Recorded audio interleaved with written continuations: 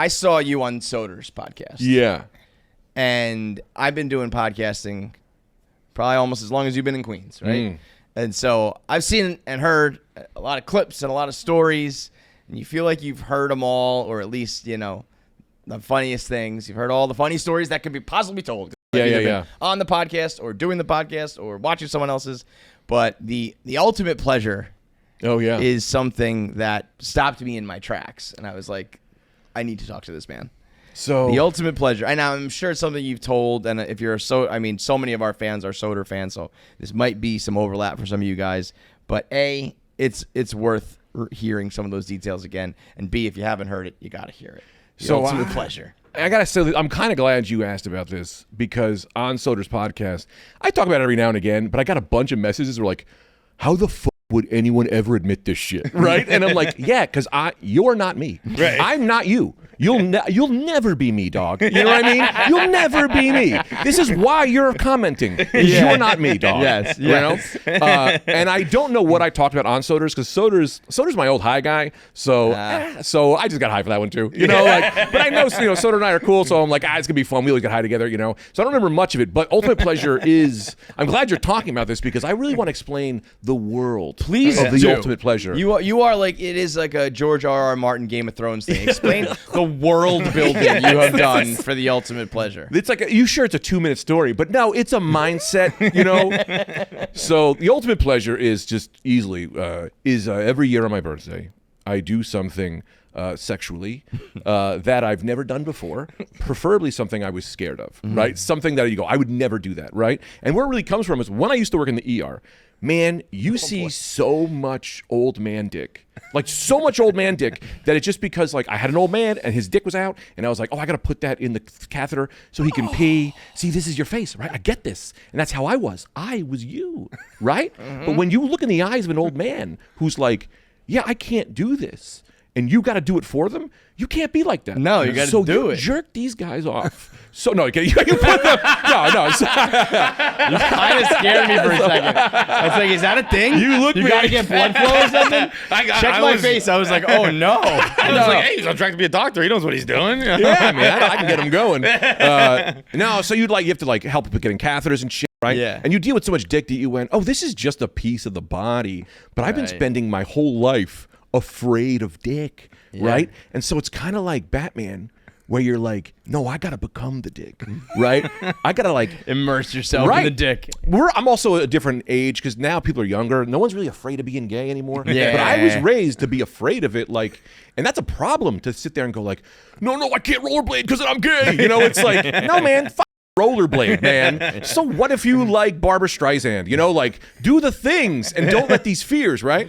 So I would be so afraid of dick, right? So then, so the ultimate pleasure, I think that started with, because ultimate pleasure is every year on my birthday. So there's multiple birthdays that have happened. Yeah. About 43. Many of them. Yes. And I will. And this is, it can be alone or with somebody, or it has to be sex or masturbation or what? Always masturbation because I'm married. Got it. And you're not having sex. My wife. You walk in on your birthday and say, honey, today's ultimate pleasure day. And she says, yeah, okay. Yeah. Maybe for you, not for me, pal. Get the fuck out. So also, like, with masturbating, right, it's like, men, we just go, ugh. Yeah. That's stupid, right? Women got a lot of things right. A few things they have right is when they masturbate, they get a glass of wine, they go in a bathtub, they treat themselves. When they go to the bathroom, they sit down. That's better. We all know that's better, right? There's so many things that they just do better. Yeah. Let me tell you, masturbating is one of them. Why are you going to treat yourself like an animal? No, respect yourself. Respect yourself, respect the jerk, right? So on my birthday, I treat myself, all right? I set up a bunch of screens. I tell my wife to get the fuck out of the house. I get a candle going. I go, the masturbation on my birthday is special. This isn't a Wednesday jerk. This is a birthday jerk, right? And so I try to bring something new in, right? And the first one was I was like, I was afraid to put, I was like, people talk about shit in their asshole, right? I'm like, I've never done that. I was like, well, maybe I should try a finger. Maybe I should try a little thing. I was like, well, my birthday's coming up, you know. Maybe mark that on the calendar. This is what you got, right? Finger in. So I was like, all right, let me. I'm gonna try it, right? And look, even if you try it, like, who does it, right? Who puts things in their butt, right? Gay men, right? Yep. Gay women. Check. Yep. Bisexual men. Bisexual women. Not straight men. Well, if 4 to 5 dentists told you to try a new toothpaste, it's probably a great toothpaste, right? So I'm sitting here like, there's this awesome thing we're not doing because I'm afraid. I gotta do it. I gotta try. I gotta at least know, right? Right. So I'm like, all right. So I get the screen set up. I do the whole thing. You know, I went to Spencer's and I got a little vibrator from Spencer's. With the Spencer's Oh no, that was so embarrassing. The lady was like 16, and I was like, this is for my daughter. No, not my daughter. No, this is no. I didn't know. I just bought a thing. I felt so weird. I was uncomfortable, right? And I was like, I'm gonna try it. I was like, I'm gonna just try it, right? I'm gonna try it, right? So I try it, and the minute I tried it, I had a searing pain in my side, and it crippled me. I fell to the ground, and I was naked because you go full naked, right? Of course. On your birthday. You're making love to yourself. You're making love to yourself, right? Yeah. I looked to the sky and I said, "Dear God, not like this. Please don't let this be how I go out," right? So, like a soldier, I army crawled to the bathtub because I was like, if at least people think I was taking a bath, right? So I threw myself in the bathtub. With my foot, I turned the water on, and I'm like, what the f*** am I gonna die? My wife comes home and she was like, "What is happening?" And I was like, I don't know. I think I'm gonna die. You know? And she was like, "Why? What is this little trail of lube, like a snail?" And she was like, we got in the hospital. I had a kidney stone, but I had a kidney stone attack, like literally when this whole thing went down. And because of Soder's podcast, I think it was because I got high, and when I get high, my mouth gets dry, and I think I just dried myself out, which made the kidney stone worse. Get up, drink up. So yeah, I hear it now. So let me.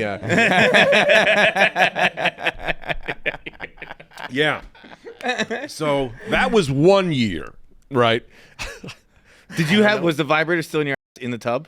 Oh, I wish. That's funnier. That's funnier, but my body kicked that thing out like it hit the window, broke, it ricocheted, killed a cop. I did 3 years in jail for that. Are you crazy? Yeah. No, and I'll be honest, man, like I didn't like love it. It was fine, it was fine, right? I was kind of upset. It's kind of a letdown, but whatever. Next year's next year, Gotta try it again. Ultimate pleasure, number 44 or whatever. But I have a real thing where I'm like, all right, if you're afraid of something sexual, right? Like you should try it. And I was like, like with dick is weird. So anyway, let me take this other one. Stop me if you heard it. So my wife and I, we went through some troubles with sex, and that's kind of how a lot of this happened. Like, we were having. My wife's been through some bullshit, and we're not gonna talk about that. She's married to you. Yeah, I know. She likes the funny, which is crazy. I will say this about women: you like funny men, and that doesn't make any sense. They don't, because it doesn't translate, right? Like when I'm not like, well, aren't Ninja Turtles weird? Like it doesn't correlate. When I'm you, it's awkward. Like it's so weird. It's funny everywhere else, but at that point, you have a good time. Yeah. So like we were having some issues with sex, and I'm like, I'm not gonna cheat on my wife, so I have to make masturbating so good, right? I have to really I'm gonna put everything into this. So a couple $100 on an Oculus. I got a fleshlight I got from a comedy show.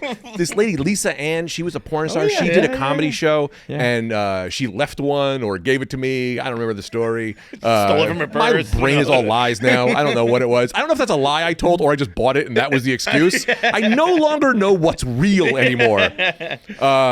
So I was like, all right, I'm going to put that thing in between these bins, and I'll hand it down. I got the VR on. I'm watching VR porn, and I'm like, this is fun. Let me tell you this. Go ahead. Where is this in the safety of your home, brother? Oh, with the Q69 bus? In my office. I have an office. Which don't go in there. Yeah, so I was like, I'm going to set this thing up. It was during COVID, and I was like, all right, I'm going to, do the VR thing. And I say, don't do it. It's too good. It's too real. So if you're going to do it, like, again, Christmas, your birthday, that's it. You can't. You become addicted. It's a problem. I had one experience with the Oculus. Adriana Chechik was a nurse of some sort, and I remember, I'm looking around like, wow, you can see everything, but then she whispered in my ear, and it played in that speaker. Yeah. And I went, nope. Nope. It was like, it's like I tied off and was ready to shoot in. And I was like, nope, this is going to be a problem. Yep. This is too real. It made me, I was like, ooh, okay. Nope. So I was like, yeah, I'll never leave. This will be on my head the rest of my life. It's like, well, women, I don't need you anymore. Thanks for the time.